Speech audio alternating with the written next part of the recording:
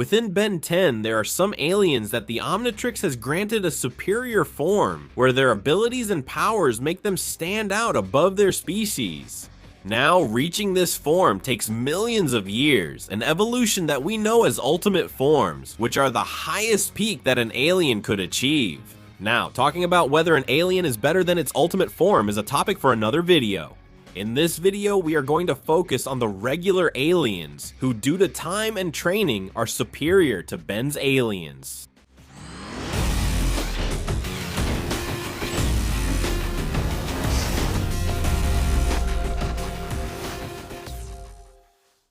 Misaru the spider monkey is the clearest example. This is an Arachnochimp who, due to his maturity, has reached a form quite similar to that of an ultimate alien, being the only alien in the entire saga who could be close to his evolutionary form. I am the sum total of every Arachnochimp on the planet. I am your doom. Being a simple spider monkey, he has been able to face an entire legion of his own kind, defeating them easily. In a battle against Ben's spider monkey, he realized that in his base form it would be impossible to stop him, accepting his superiority. The greatest proof of Misaru's power was when he faced his own ultimate form, where it was more than obvious that he wasn't at the level to defeat him, but he was able to face him.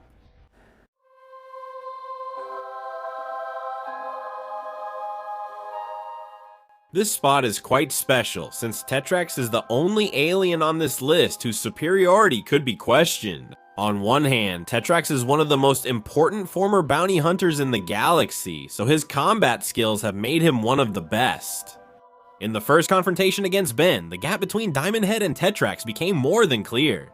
Here we should emphasize that Tetrax faced a Ben who had no knowledge about his aliens, but over time, Diamondhead managed to become one of the 5 aliens that Ben uses for almost everything. In fact, he has managed to do something that Tetrax has never been able to do, and that is defeat Vilgax. Diamondhead's control and increase in power is very noticeable, no one can deny it, but Tetrax has something that Ben is still working on, and that is knowledge. No one, ever, will know more about a Petrosapian than a Petrosapian himself.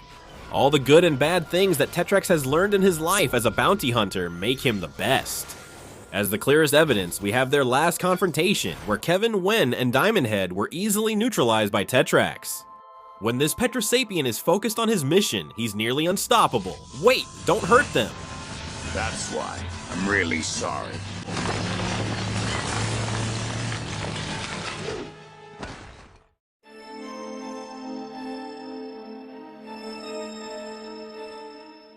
Maltruand belongs to those aliens that we know are on another level. There's no doubt about everything this alien can do, and the superiority he has over Clockwork. Both are Chronosapien aliens who could destroy reality itself. Unfortunately for us, Maltruand is the final enemy of Ben Bendy's universe who has decided to go much further. When it comes to powers, we know that Clockwork's abilities are so great that he can reverse a Chronosapien bomb. As for Maltruand, we know that he is powerful enough to freeze an object or a person in space and time. These are actions that Clockwork can also perform, but only for a very limited time. Or he sends him to the past right before he activated his Omnitrix. And I left him there, but it won't last. Maltruand's power is so great that he seems to be an infinite being. Professor Paradox knows how dangerous this alien is, so he decided to trap him in a time loop where every time he loses, his parts are scattered throughout the multiverse. Now we've been lucky enough to witness the power of both aliens, and it's worth noting that Clockwork was being powered up thanks to Ben 23's alien. In a clash of powers, Maltruand didn't even flinch. It became more than clear that this alien's abilities are far superior to those of Clockwork.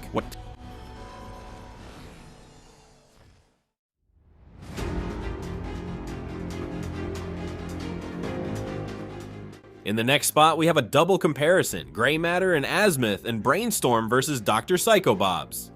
We're looking at those who are possibly the most intelligent beings in the galaxy. On the Galvan side, we have the one who is truly the most intelligent being in 5 galaxies. His achievements or mistakes, however you want to see them, have made him worthy of this title. He is the creator of the Omnitrix, the Sword of Ascalon, and several of the most powerful artifacts in the universe. It's true that Ben's Grey Matter is also an extremely intelligent being who has saved him many times, but the reality is that there's still a huge gap between him and the Galvan's prodigy. There's a very important fact about the Cerebrocrustaceans. Both Brainstorm and Dr. Psychobobs have been compared to Azimuth. When I think about it, I see this as part of the ego of this species. Do you think you're smarter than me just because your head is bigger? No, I'm smarter than you, no! Because my brain is bigger. It's true that Cerebrocrustaceans are much bigger than Galvans, but that doesn't necessarily mean it makes them more intelligent. Compared to them, Dr. Psychobob actually turns out to be much more intelligent than Brainstorm. He has proven this by altering devices like the Omnitrix itself. He managed to add the ultimate function to the Predators. That's a big plus for the series. Additionally, he was able to unlock the Omnitrixes of Ben 10 and Ben 23 that had been frozen in time. If we think about it, we've never seen Brainstorm with any of these abilities. And that's because Brainstorm has almost always been used as a fighter, not for his intelligence. One of the few times he used his intelligence was when he was able to maneuver the hybrid ship, which is actually more of a skill than intelligence.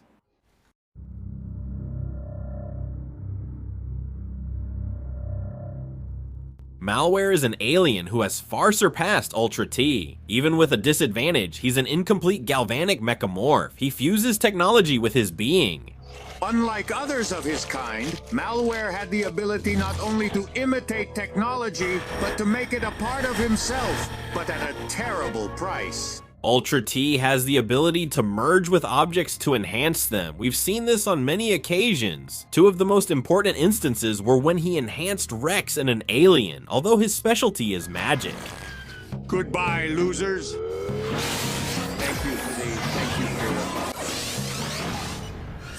Malware, on the other hand, receives updates. This allows it to improve, turning it into an uncontrollable monster.